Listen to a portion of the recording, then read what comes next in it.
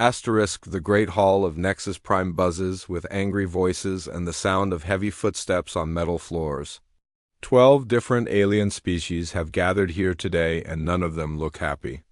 Their representatives sit around a massive table that glows with holographic star maps showing burning worlds and destroyed fleets. Commander Vex slams his huge, scaly fist on the table, making everyone jump. His yellow reptilian eyes burn with rage as he speaks in a voice like rocks grinding together. The Saurian warrior stands nearly 8 feet tall with green scales that shimmer like armor and claws that could tear through steel. We are losing this war, he growls, showing rows of sharp teeth. The Shadow Fleet destroys everything we send against them. Our best ships, our strongest warriors, our smartest tactics mean nothing to these monsters. They appear from nowhere, strike like lightning, and vanish before we can even fight back. Admiral Korth nods his insect head in agreement. The tall bug-like creature from the hive worlds clicks his sharp mandibles as he speaks.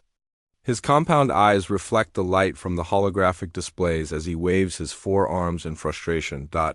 My people have fought wars for 10,000 years, Admiral Korth says in his clicking voice. We know battle, we understand strategy, we have conquered entire star systems. But this Shadow Fleet is different from any enemy we have ever faced. They seem to know our moves before we make them. They turn our own weapons against us. They make our greatest strengths into our worst weaknesses. General Nex glows brighter as worry fills her crystalline form.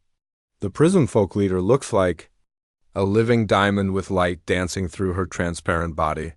When she speaks, her voice sounds like wind chimes in a gentle breeze. Perhaps we should consider all our options, she suggests carefully. What about asking the humans for help? They have been part of our alliance for 50 years now. Maybe they have ideas we have not thought of yet. The moment she finishes speaking, the entire room erupts in laughter. It starts as quiet chuckles, but quickly grows into roaring amusement that echoes off the metal walls. Commander Vex laughs so hard that tears stream down his scaly cheeks. Admiral Korth makes a sound like breaking glass as he shakes with mirth. Humans, Commander. Vex gasps between laughs, wiping his eyes with the back of his clawed hand. Those soft pink creatures who live for barely 100 years. Have you lost your crystal mind, General Nex? Admiral Korth continues laughing as he speaks. Humans are barely evolved apes. They fight with primitive weapons and outdated strategies. My grandfather fought in wars before their species even learned to make fire. How can such short-lived weak beings possibly help us against an enemy that destroys our greatest fleets? Captain Zull flickers with amusement as his energy form shifts and dances in the air. The Void Dweller looks like a collection of glowing lights held together by pure will. His voice sounds like electricity crackling through metal. I have studied human military history, Captain, Zull says, his form sparkling with humor. Their greatest heroes are just stories and legends they tell their children. Paul Bunyan, a giant man who cut down forests with an axe. John Henry, who raced against a machine and died trying to win. These are fairy tales, not real warrior stories. What can beings who believe in such childish myths possibly teach us about real warfare? But in the corner of the great hall sits a figure that all the aliens have been ignoring. Lieutenant Daeho Kim wears the simple gray uniform of the Earth Defense Corps. Among all the exotic armor, natural weapons, and glowing forms of the alien representatives, he looks very small and very ordinary. His black hair is neatly combed, his face is calm, but his dark eyes burn with a quiet fire that none of the aliens have noticed yet. He has been sitting there for 3 hours, listening to every word, watching every gesture, learning everything he can about these powerful beings who think humans are worthless. His hands rest calmly on the table, but inside his mind is working like a computer, analyzing weaknesses and planning strategies. General Nex notices his silence and turns her glowing form toward him. Lieutenant Kim, what do you think about our discussion? Do you have any suggestions for fighting the Shadow Fleet? Daeho stands up slowly and smoothly like a soldier who has trained for many years. When he speaks, his voice is quiet but clear, and every word carries weight like stones dropping into still water. With respect, General, I think you are all making a serious mistake, he says, looking directly at each alien leader in turn. You judge Humans by what you think you know about us, not by what we really are. You see our short lives and think we are weak. You see our simple weapons and think we are primitive. But you do not understand what makes humans truly dangerous, Commander. Vex snorts with amusement, his scales rippling with barely contained laughter. Oh, please, little human, enlighten us. Tell us about your mighty warriors. Are you going to claim that your Paul Bunyan really existed? Are you going to say that John Henry actually fought a steam-powered machine and won? Deho meets the huge reptilian. Gaze without fear or hesitation. His voice remains calm and steady even though he is facing beings who could crush him without effort. No, Commander, those are just stories. We tell our children to teach them important lessons, he says with a slight smile. But behind every human legend lies a deeper truth that you do not understand. You want to know about real human warriors. Let me tell you about Captain Yong-Soo Park. The aliens lean forward despite themselves. Even Commander Vex stops laughing as curiosity replaces amusement. None of them have ever heard this name before, and something in the young humans' voice suggests this story will be different from the fairy tales they expected. Captain Park served in the human colonial wars before we joined your alliance. Deho continues, his voice growing stronger with each word. His ship, the Soul Pride, was part of a convoy protecting civilian transports when they were attacked by raiders. The enemy had better weapons, faster ships, more experience, and greater numbers. By all logic, Captain Park should have surrendered or run away to save his crew. The room has grown completely silent now. Even the background hum of the space station's machinery seems quieter as every being focuses on the human speaker's words. Instead, he did something that no alien commander would ever consider. Deho says, his eyes never leaving the faces of his audience. He ordered his crew to abandon ship in the escape pods. Then he flew directly into the enemy formation alone. The raiders thought he had gone completely insane. They were right. But they did not understand that human insanity can be more dangerous than alien logic. Admiral Korth leans forward, his compound eyes focusing intently on the small human. What happened next, he asks in a voice that no longer carries any trace of mockery. Park's ship was damaged and outgunned. Deho continues. So he decided to turn his vessel into a weapon itself. He used the ship's gravity drive to create a small, artificial black hole, then steered it directly at the enemy flagship. The explosion destroyed 12 raider ships and saved 3,000 civilian lives in the convoy. General Nex glows brighter with interest. That is impressive, but one act of desperate courage does not prove that humans are great warriors. Many species have individuals who sacrifice themselves for others.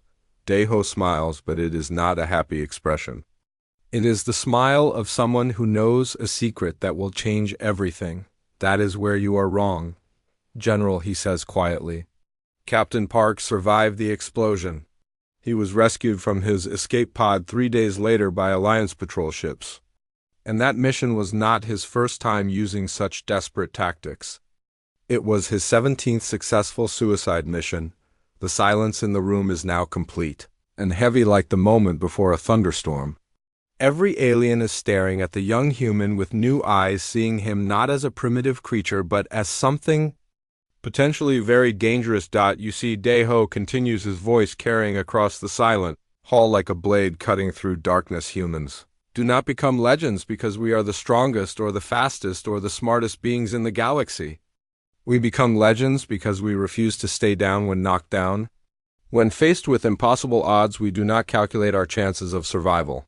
We calculate how much damage we can do to our enemies before we fall. And sometimes we discover that refusing to fall is the most dangerous weapon of all. The War Council chamber stays quiet for many long minutes after Deho finishes his story about Captain Park. The alien commanders look at each other with expressions that have changed from amusement to something much more serious. The holographic displays continue showing burning worlds and destroyed fleets, but now the numbers seem different. Somehow more personal and more frightening. Admiral Korth is the first to break the heavy silence that fills the room. His compound eyes focus on the young human with the intensity of a hunter studying dangerous prey. When he speaks, his clicking voice carries doubt, but also a new kind of respect that was not there before. That is a very interesting story. Lieutenant Kim, he says slowly, like someone choosing words very carefully. But stories are just stories after all. How do we know this Captain Park really existed?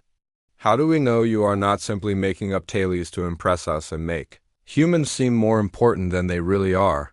General Neck's crystal body pulses with thoughtful light as she considers what she has heard. Her voice still sounds like wind chimes, but now there is curiosity mixed with the musical tones. We have access to most human military records through our Alliance database, she says, turning her glowing form toward Daeho. Yet I have never seen any mention of this Yongsu Park or his ship's sole pride in any official documents. Commander Vex leans back in his massive chair, crossing his thick, scaly arms across his chest. His yellow eyes narrow as he studies the small human who has somehow managed to make him stop laughing.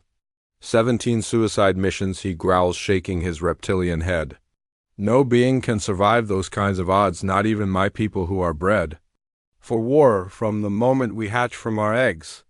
This sounds like another human fairy tale to me, but Captain Zal, the energy being, flickers with a different emotion now. His glowing form shifts and dances as memories surface in his electronic mind. Wait, he says, his voice crackling with sudden interest.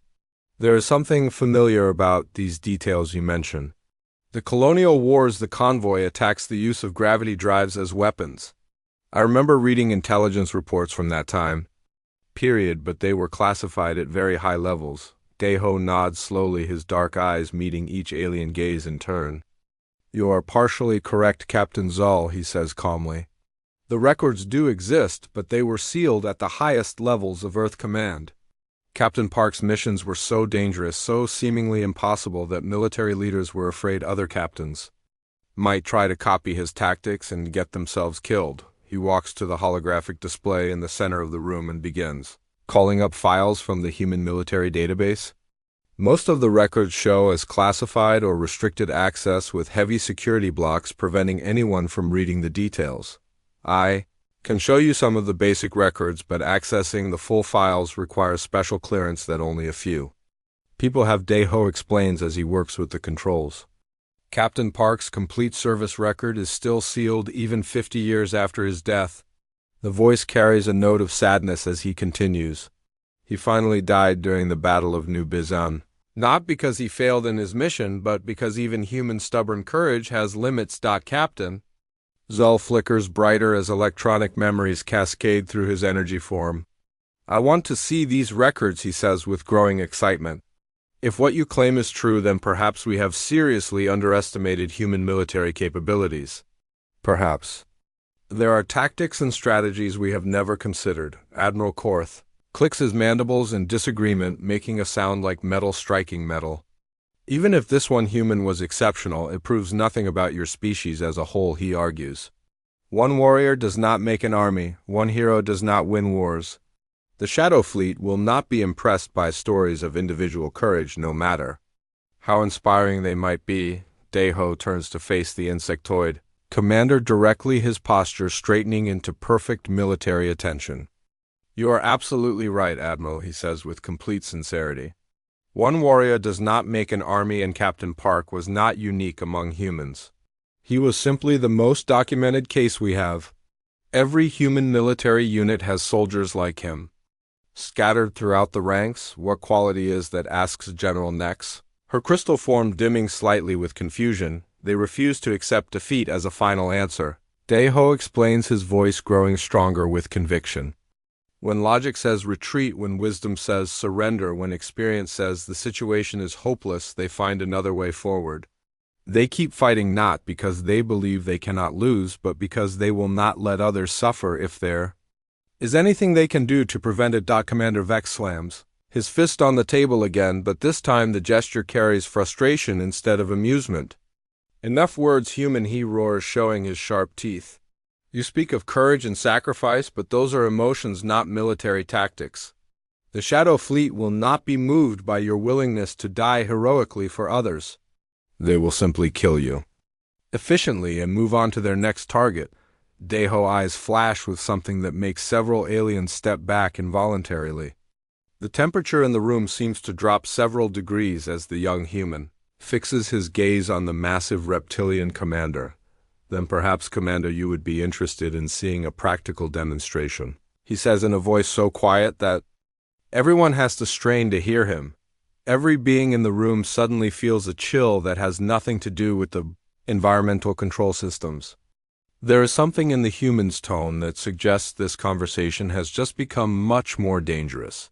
What kind of demonstration, asks General Nex very carefully, her crystal body flickering with what might be fear. Give me a ship and a small crew of volunteers, Deho says simply.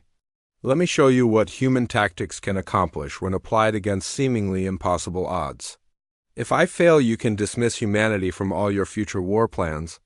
If I succeed, perhaps you will reconsider what it really means to fight like a human being. Admiral Korth laughs, but there is much less humor in the sound now. And what exactly would you attack, he asks. The Shadow Fleet has destroyed every force that has been sent against them so far. 3 full battle groups have been lost, trying to engage them in direct combat. Deho calls up another holographic display showing a star system on the very edge of Alliance space. 3 planets appear in the image, 2 of them clearly burning and dead, while the third still shows faint signs of life. The Kelmer system, he says, pointing to the display. Intelligence reports indicate that a Shadow Fleet advance unit has taken control of the area. They are using the surviving population as test subjects, trying to understand our military technologies and defensive capabilities. 7 million beings are trapped on the third planet while the Shadow Fleet decides whether they are worth keeping alive. The silence in the room becomes absolute as every commander realizes what the human is suggesting. They all know about Kalmar. And they all know that 3 separate rescue attempts have already failed with total loss of ships and crews. Captain, Zulform flickers with what can only be described as terror. That is not a demonstration, Lieutenant, he says in a voice like static electricity. That is suicide, plain and simple. The Shadow Fleet has weapons deployed there that we do not understand. Ships that can phase in and out of normal space at will. Energy shields that can absorb any attack we send against them. Deho smiles, and for the first time there is genuine warmth in his expression instead of grim determination. Perfect, he says simply. If I can succeed there against those impossible odds, you will know that human legends are built on more than just stories and wishful thinking. And if I fail, at least 7 million innocent beings will know that someone was willing to try everything possible to save them. General Neck's crystal body dims with worry and concern. Lieutenant, this is complete madness, she says, her wind chime voice trembling. Even if your Captain Park stories are completely true, you are talking about facing an enemy that has defeated our most powerful fleets with advanced weapons and superior numbers. Yes, Deho replies without hesitation or doubt. I am. Commander Vex stares at the small human for a very long moment. When he finally speaks, his gravelly voice carries a note of grudging respect that surprises everyone, including himself. You are either the bravest fool I have ever encountered, he says slowly, or the most dangerous being currently sitting in this room. Deho straightens his shoulders and looks directly into the reptilian commander's glowing yellow eyes. With respect, Commander, those are not mutually exclusive conditions, he says calmly. Sometimes being a dangerous fool is exactly what any given situation requires to achieve victory against impossible odds. 3 days pass before Deho finds himself standing in the massive hangar bay of Nexus, Prime looking up at the ship the Alliance Council has assigned to his impossible mission. The vessel is small, barely larger than a patrol cruiser, with mismatched weapon systems and outdated shield generators that have seen much better days. Scorch marks along the hull show where previous battles have left their mark, but the ship looks solid and reliable despite its worn appearance. Behind him, footsteps echo across the metal deck plates as Admiral Korth approaches with his distinctive clicking walk. The tall insectoid commander moves carefully as if he is still not entirely sure this human plan makes any sense at all. Lieutenant Kim, the Admiral says in his crackling voice, the Council has officially approved your mission request. But I must ask one final time. Are you absolutely certain about this course of action?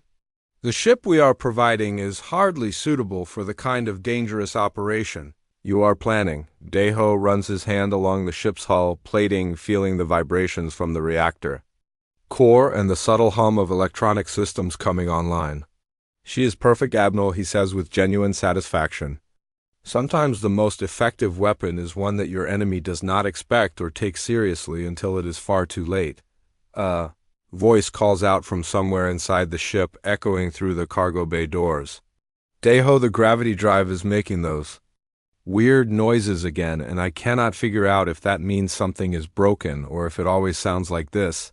A young woman emerges from the ship's lower levels wearing coveralls stained with engine grease and carrying a toolkit that looks like it has been used to fix everything from starship engines to kitchen appliances.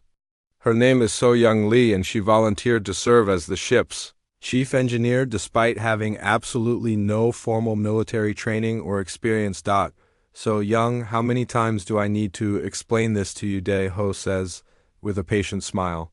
The gravity drive is supposed to make strange noises when it is working properly. That rattling sound means the quantum field generators are operating within normal parameters. She wipes her greasy hands on an equally dirty rag and grins back at him.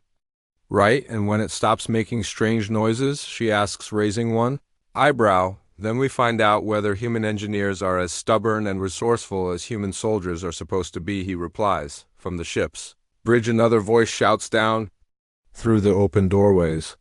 Hey, you two stop flirting and get up here right now. We have incoming communications from the Kelmore system, and you need to see this immediately. The voice belongs to Jiwoo Park, the ship's communications and electronic warfare specialist. He is young, barely out of the military academy, but his skills with computer systems and signal processing are already legendary among human technical personnel throughout the Alliance fleet. Daeho and So Young climb aboard the ship and make their way through narrow corridors to the bridge. The command center is cramped with barely enough space for 5 people to work comfortably, but every available surface is covered with advanced sensor equipment, jury-rigged improvements and modifications that definitely did not come from any standard military manual. On the main view screen, a fuzzy holographic image flickers into existence, showing a middle-aged alien with gray fur and kind, intelligent eyes. His species is unknown to the human crew, but his message comes through clearly despite the poor signal quality and heavy static interference. Please, if anyone receives this transmission, we desperately need help, the alien says in a voice filled with fear and exhaustion. The Shadow Fleet has taken complete control of our world. They are using our people for horrible experiments, trying to understand our technology and our biology. Every single day more of us disappear and we never see them again.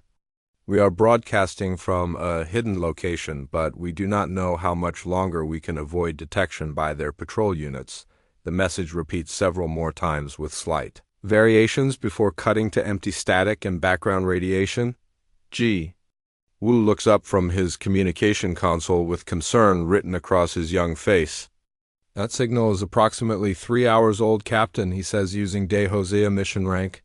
It was transmitted on a very tight directional beam aimed directly toward Alliance space. Whoever sent this message knows exactly where our military forces are positioned. So Young frowns as she considers the implications. Could be some kind of trap, she suggests. The Shadow Fleet might be using surviving civilians to lure rescue ships into ambush positions where they can capture or destroy them. Daeho nods thoughtfully as he studies the sensor readings and signal analysis data. Probably he agrees. But even if this is a carefully planned trap, those people still need someone to help them. And besides, traps can work both ways if you understand how to turn them against the people who set them. The bridge door slides open with a soft hiss, and the final member of their small crew enters the command center. Min-ho Young is older than the others, with gray streaked hair and countless small scars covering his hands and face from years of military service.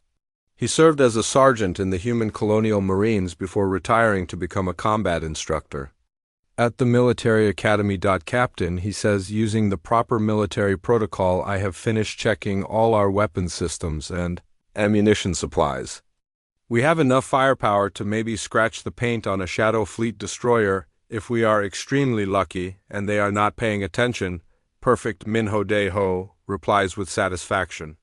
Remember, we are not trying to win a conventional space battle against superior forces.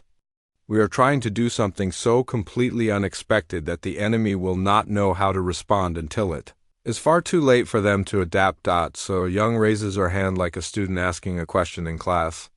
Captain, what exactly are we trying to accomplish here, she asks.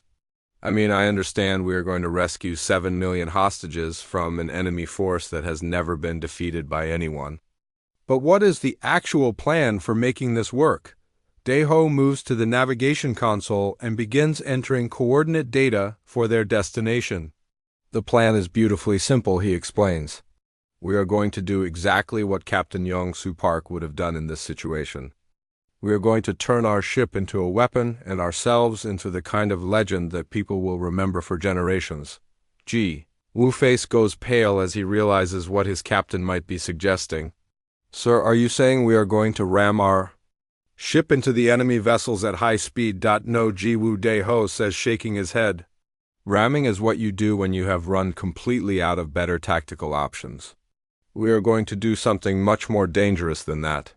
We are going to make the Shadow Fleet afraid of us. Min-ho laughs, but the sound carries no humor or joy. Captain, with all due respect, fear is just an emotional response, he points out. The Shadow Fleet might not even have emotions the way organic species understand them. They could be purely logical beings who do not experience psychological states. Like fear or anxiety, Day-ho begins the ship's startup sequence and lights flicker throughout the bridge as the main reactor comes online. The familiar vibration of the gravity drive fills the hull like a heartbeat as all systems prepare for departure. Then we will teach them what fear means, Minho, he says calmly. Fear is not just an emotion or a psychological weakness. Fear is a survival instinct that helps intelligent beings avoid dangerous situations. And if there is one thing humans excel at, it is teaching other species new and creative ways to survive encounters with us. Their small ship lifts off from the hangar deck and turns toward open space where stars wait like distant diamonds. Behind them, Nexus Prime shrinks to a tiny point of light. Ahead lies the Kelmer system and 7 million lives hanging in the balance. Between hope and despair. So Young looks at the star charts with growing worry. Captain, even at maximum speed, it will take us 18 hours to reach the Kelmer system, she calculates. The Shadow Fleet will have plenty of time to detect our approach and prepare their defenses accordingly. Good. Day-ho replies as their ship accelerates toward the edge of Alliance-controlled space. I want them to see us coming from a long distance away. I want them to have time to study our ship, to analyze our capabilities, and to prepare whatever defenses they think will be necessary. Because the more ready they think they are, the more surprised they will be when they discover what it really means to fight against human determination. As their small vessel disappears into hyperspace, none of the crew members notice the tiny probe that detaches from their hull and begins broadcasting a signal toward the distant Shadow Fleet positions. The trap has been set carefully and completely. But the question that remains unanswered is simple. Who is the hunter and who is destined to become the prey? 18 hours later, the Kelmer system appears on their sensor screens, and the sight is far worse than any of the human crew had imagined possible. Where 3 peaceful planets once orbited around a stable yellow star, there is now only twisted metal debris and clouds of burning atmosphere surrounding the first 2 worlds. Kelmer 3 still shows faint signs of life, but it is completely surrounded by massive shadow fleet vessels that seem to absorb light itself like living black holes. Wu's hands shake as he adjusts the sensor controls, trying to get clearer readings on what they are facing. Captain, I am detecting at least 12 major warships in orbit around the surviving planet, he reports in a voice that cracks with nervousness. Each one of those vessels is larger than anything in our entire Alliance fleet. And there are smaller ships moving between them, hundreds of them, like a swarm of metal insects.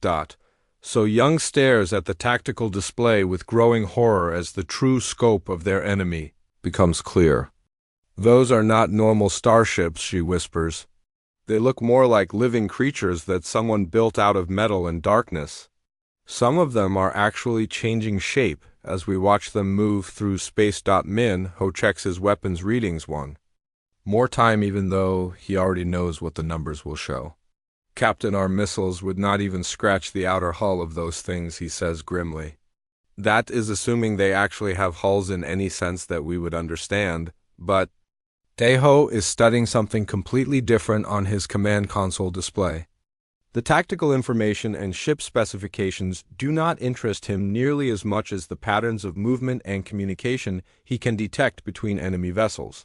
Gee, Wu, can you pick up any communication signals passing between the shadow fleet ships, he asks while making notes on a datapad. Yes, sir, but the signals are unlike anything I have ever encountered before, Jiwoo replies while adjusting his equipment. The transmissions seem to phase in and out of normal space-time continuum. I cannot decode any of the actual message content, but I can track the signal patterns. Excellent, Daeho says with satisfaction. That means they are using quantum entanglement technology for instantaneous communication across their entire fleet. Formation. Very advanced, very secure, and very predictable ones. You understand how the underlying physics actually work. So Young looks confused as she tries to follow his reasoning. How is that good news, Captain? She asks. It sounds like they have communication systems that are centuries ahead of anything we can build or even understand properly. Because quantum entanglement networks have one critical weakness that their designers never consider, Daeho explains patiently. They assume that all communication flowing through the system is intentional and authorized. The networks are not designed to filter out random quantum noise or unauthorized signal injection. Minho begins to understand where his captain thoughts are leading. You want to jam their communications somehow, he asks. Much better than simple jamming, Daeho replies. I want to feed them false information through their own network. But first we need to get their complete attention focused on us instead of the hostages on the planet below. Daeho moves to the pilot controls and begins executing a series of flight maneuvers that make absolutely no sense to anyone watching from outside. Their ship accelerates directly toward the Shadow Fleet formation at maximum speed, then suddenly changes course at the last possible moment. Then it loops around in a wide circle and begins broadcasting on every available frequency simultaneously. Attention, Shadow Fleet command vessels, Daeho says into the communication system. This is Lieutenant Daeho Kim of the Human Defense Corps.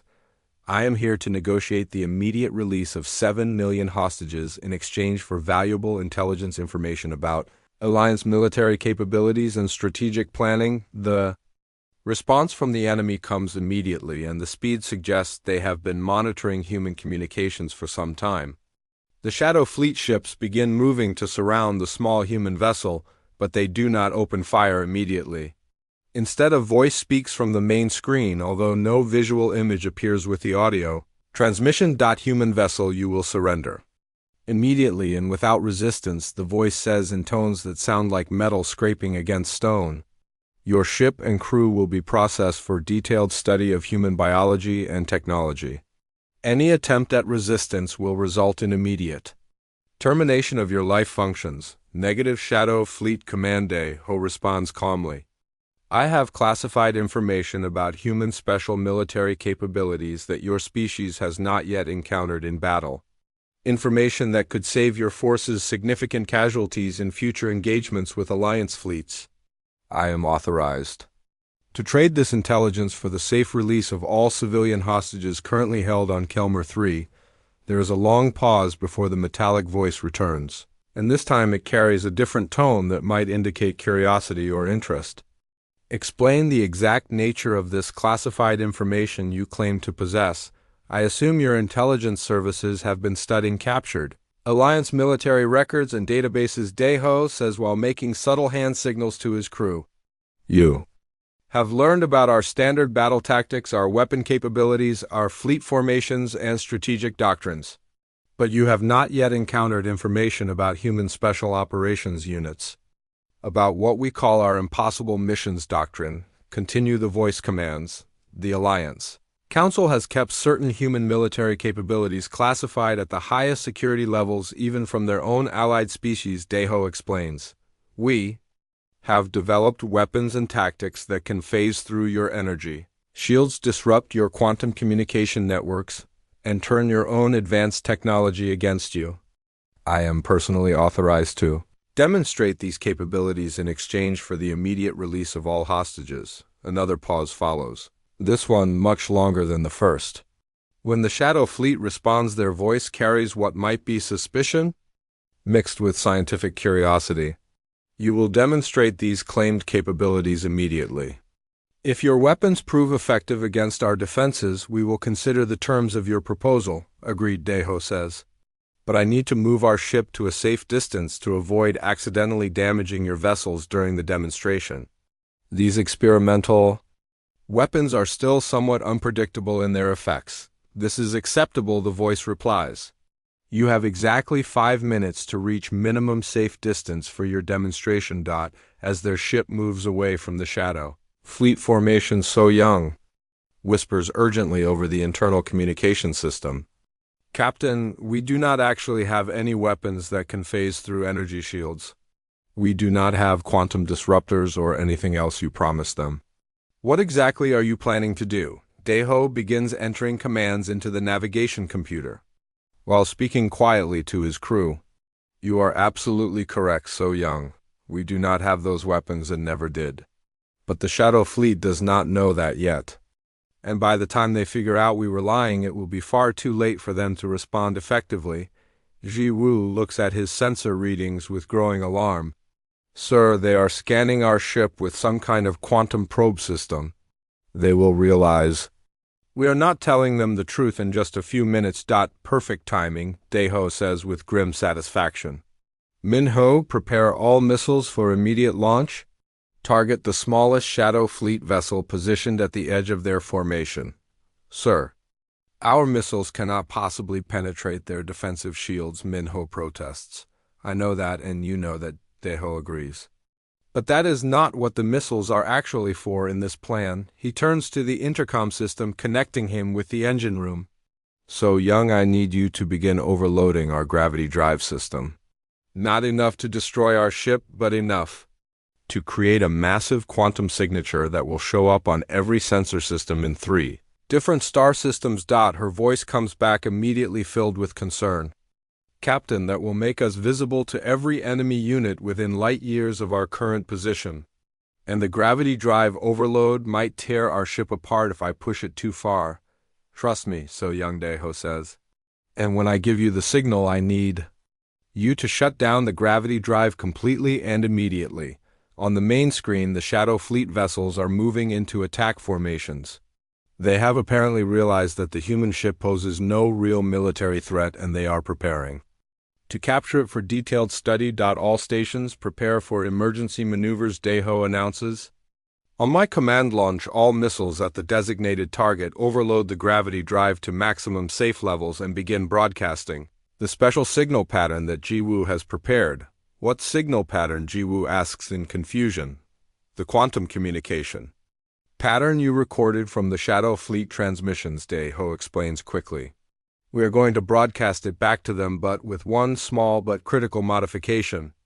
We are going to tell their own ships that the vessel they are targeting contains a quantum bomb, capable of destroying their entire fleet. Understanding suddenly dawns on Ji Wu's face. They will think their own command ships are warning them about a trap, he says. Exactly, Deho confirms. And when they see our missiles heading toward their ship, followed immediately by a massive quantum explosion from our gravity drive overload, they will believe the warning message is completely accurate. The Shadow Fleet vessels have finished moving into. The next few minutes unfold like a carefully planned dance between destruction and deception. The small human ship launches all of its missiles toward the targeted Shadow Fleet vessel while simultaneously broadcasting the false quantum communication signal and pushing its gravity drive far beyond normal operating limits. To the Shadow Fleet sensors monitoring the situation, it looks exactly like what their own ships appear to be warning them about through their quantum communication network. A massive quantum bomb is about to detonate with enough force to destroy every vessel in the immediate area, the targeted Shadow Fleet ship immediately begins desperate evasive maneuvers, but the change in course comes far too late. The human missiles strike its outer hull at the exact same moment that the gravity drive overload creates a quantum signature explosion that registers on sensors as a catastrophic weapon detonation. But the real surprise comes several seconds later when something completely unexpected happens. As the quantum signature from the overloaded gravity drive expands outward, it begins interacting with the Shadow Fleet quantum communication network in ways that no one could have predicted or planned for. The false warning signal that Jiwoo injected into their communication system begins reproducing itself and spreading to every ship connected to the quantum entanglement network. Each vessel receives the same message that enemy infiltrators have planted quantum bombs throughout their formation and immediate evasive action is required to prevent total fleet destruction. Jiwoo watches his instruments in complete amazement as data streams across his displays faster than he can process. Captain, their entire communication network is overloading, he reports with excitement and disbelief. The false signal is copying itself and spreading to every single ship in their fleet formation. They are receiving thousands of contradictory warning messages every second. So, young voice comes over the intercom sounding strained from the effort of controlling their damaged systems. Gravity drive is completely shut down as ordered, Captain. But sir, we are detecting massive energy fluctuations from multiple Shadow Fleet vessels. Their power systems appear to be having some kind of serious malfunction. On the main view screen they can see the Shadow Fleet formation beginning to break apart as ships take evasive action against threats that exist only in their own communication network. Individual vessels begin firing at each other, apparently convinced that their fellow ships have been compromised or replaced by enemy infiltrators carrying quantum weapons. The careful coordination and tactical discipline that made the Shadow Fleet so deadly in previous battles is rapidly collapsing into complete chaos and confusion. Ships that should be working together as a unified force are now treating each other as potential enemies. Minho stares at the tactical display in absolute disbelief. Captain, how did you know that feeding false information into their communication system would cause this kind of cascade failure, he asks. I did not know it would work exactly like this, Daeho admits while plotting their next course of action. But I understood that any sufficiently advanced communication network would have built-in redundancies and automatic fail-safe systems. All we needed to do was convince those systems that they were detecting a genuine threat requiring immediate response. The largest Shadow Fleet vessel, which appears to be their command ship, begins broadcasting on all available frequencies. The metallic voice that speaks carries anger and confusion in equal measure, human vessel explain. This deception immediately the voice demands. Your weapon systems are primitive compared to our technology. You cannot possibly have created the effects we are observing throughout our fleet formation. You are absolutely correct, Daeho responds in a calm and measured tone. Our weapons are indeed primitive when compared to your advanced technology. But you made one critical error in your analysis of human military capabilities and strategic thinking. Explain this error, the voice commands. You studied our technology, our standard battle tactics, and our official military doctrine very carefully, Daeho says. But you did not study human psychology or the way we approach problems that seem impossible to solve. You assume that because we are technologically inferior, we would fight like inferior beings, using predictable methods and conventional strategies. What is the difference? The Shadow Fleet Command asks. The difference is that when humans are faced with impossible odds, superior enemy technology, and certain defeat, we do not waste time calculating our chances of achieving victory through conventional means, Daeho explains. Instead, we calculate how to turn our greatest weaknesses into our most effective weapons. Your gravity drive overload was not a weapon. It was a deception, the voice states. No, Shadow Fleet Command, the deception was making you believe the gravity drive overload was our primary weapon, Daeho corrects. The real weapon was your own quantum communication system. We turned your greatest tactical strength, which is instant coordination across your entire fleet, into your most dangerous vulnerability. As if to emphasize his point, two more Shadow Fleet vessels open fire on each other while their communication system continues sending false warnings about infiltrators and hidden quantum bombs throughout their formation. So young voice returns over the intercom, but this time she sounds excited rather than worried. Captain, the quantum cascade effect is spreading to their shield generators and power distribution systems, she reports. Several enemy ships are showing massive power fluctuations and their defensive shields are becoming unstable. Ji-woo adds his own observations from the communication station. And sir, I am detecting multiple distress signals coming from the planet surface. The Shadow Fleet ground forces are pulling back to defensive positions around their main bases. They think they are under attack by some kind of invisible enemy fleet. Daeho opens a communication channel to all Shadow Fleet vessels in the system. Attention Shadow Fleet Command, he says in a voice that carries absolute confidence. As you can now observe, human special operations doctrine is quite different from our standard military tactics that you studied in captured databases. We do not require superior firepower or advanced technology to defeat enemies who possess overwhelming advantages. We simply need to make them defeat themselves. This quantum cascade effect is temporary, the voice responds, but there is less certainty in the metallic tones. We will adapt our communication protocols to prevent future infiltration attempts. Perhaps you will adapt successfully, Daeho agrees. But while you are busy adapting to our deception tactics, those 7 million hostages are being evacuated from the planet's surface. Your ground control systems are malfunctioning due to the quantum cascade effects. And while you are trying to restore fleet coordination, other alliance forces are analyzing your vulnerabilities and preparing to exploit the weaknesses we have revealed. This statement is only partially accurate, but Daeho is counting on the Shadow Fleet communication problems to prevent them from verifying the information quickly through their normal intelligence channels. The command ship falls silent for several long minutes while the quantum cascade continues spreading through their formation. When the metallic voice returns, it carries a tone that might actually be respectful acknowledgement of a worthy opponent. Human Kim, you have demonstrated tactical capabilities that we did not anticipate or prepare for, the voice admits. However, this does not fundamentally change the strategic situation in this system. We still maintain control over the majority of military assets and defensive positions. Do you really still control this system? Daeho asks.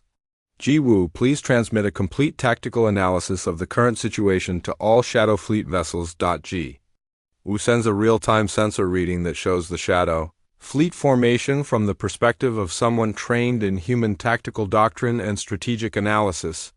Where the Shadow Fleet commanders see individual ships maintaining defensive positions, the human analysis reveals weak points in their formation, communication gaps between vessels, and multiple opportunities for further exploitation of their vulnerabilities. You see, Shadow Fleet Command, you are still thinking like a superior military force trying to maintain control over a conquered territory, Daeho explains.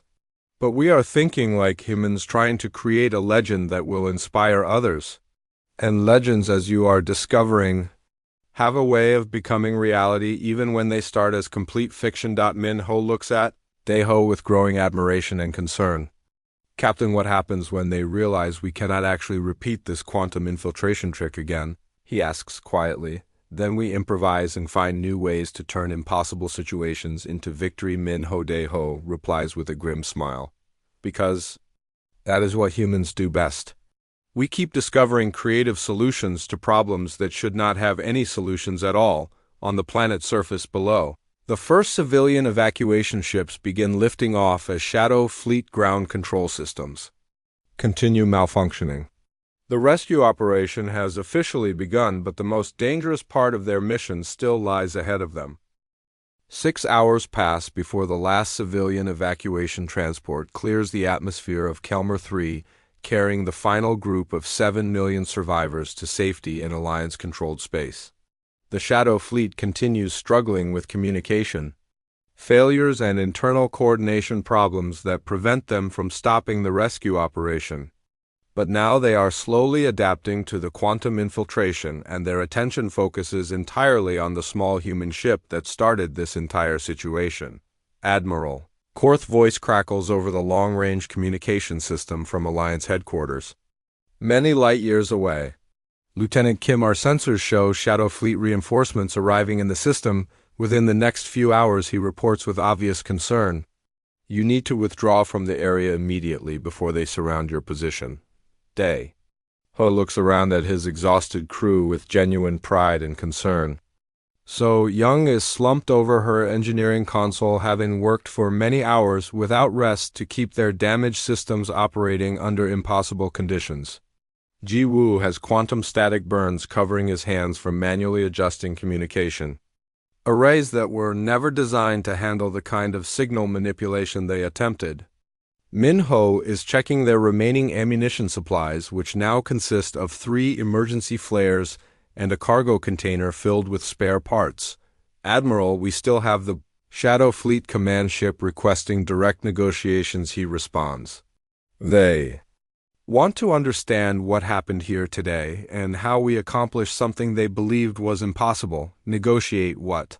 Admiral Korth asks with confusion in his clicking voice. You have already accomplished the impossible by rescuing 7 million hostages from an enemy that has never been defeated.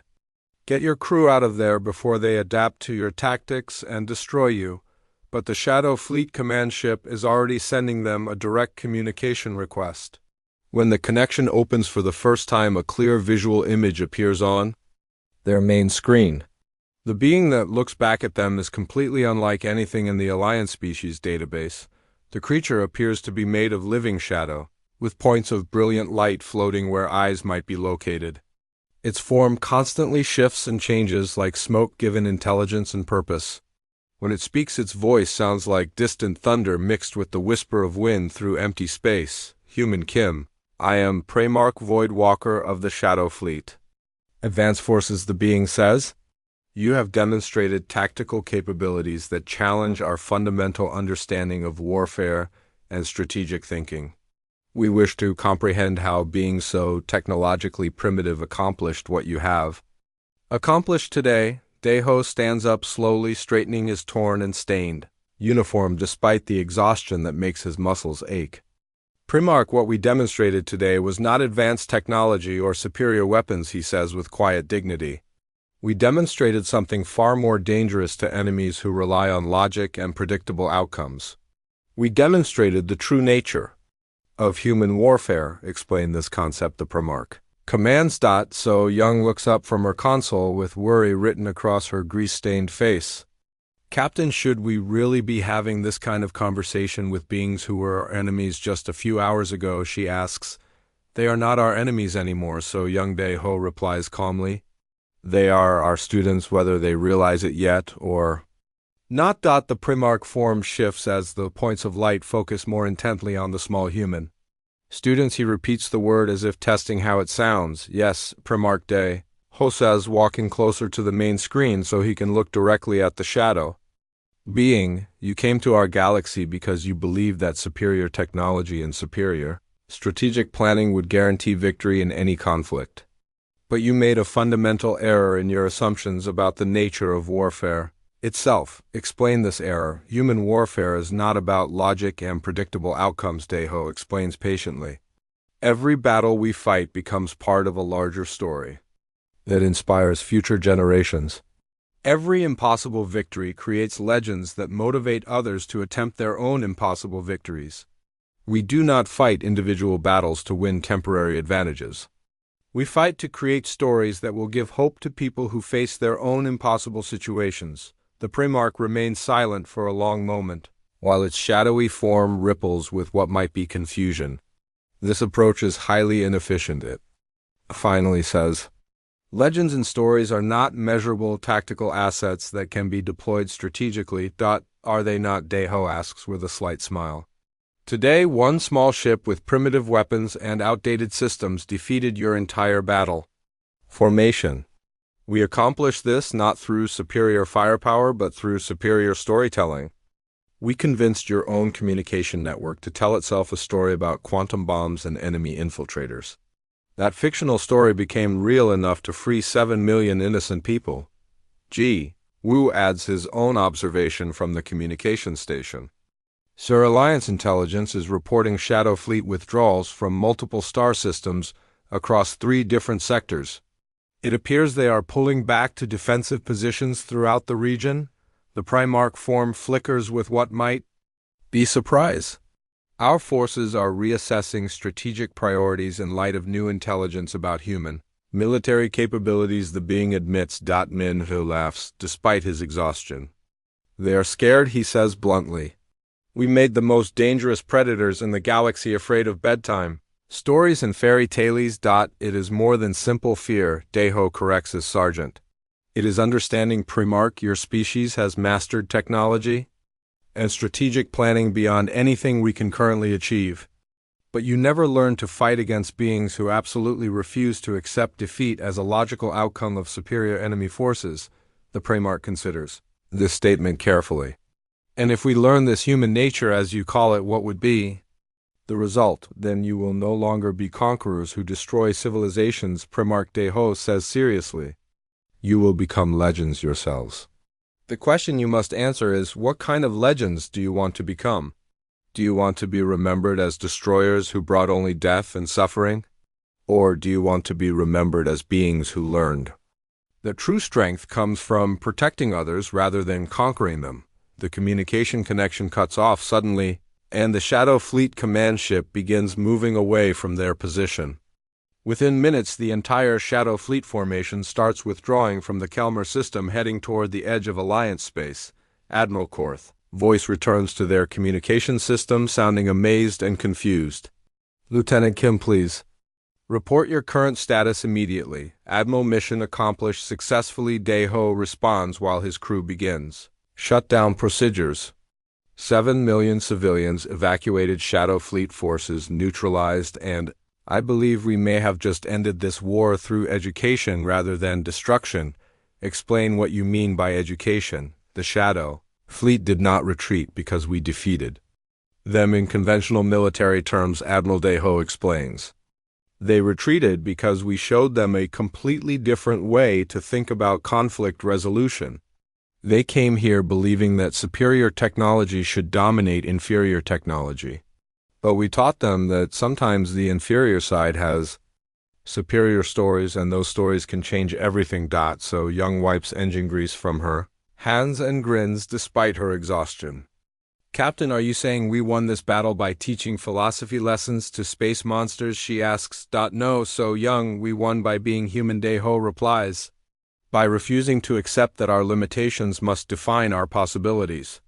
By turning our greatest weakness into our most effective strength.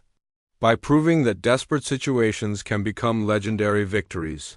If you are willing to think creatively about solutions. 3 days later, Lieutenant Deho Kim stands once again before the Galactic Alliance War Council, but this time he is not alone.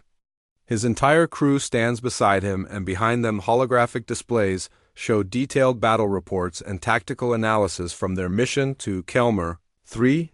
Commander Vex looks at the data with something approaching disbelief. You used their own communication technology against them, he says slowly. You turned their greatest tactical advantage into their most dangerous vulnerability. But how did you know such a strategy would succeed? I did not know it would work, Commander Deho admits honestly. But Captain Yong-Soo Park taught us through his example that knowing you will succeed is not required for attempting impossible missions.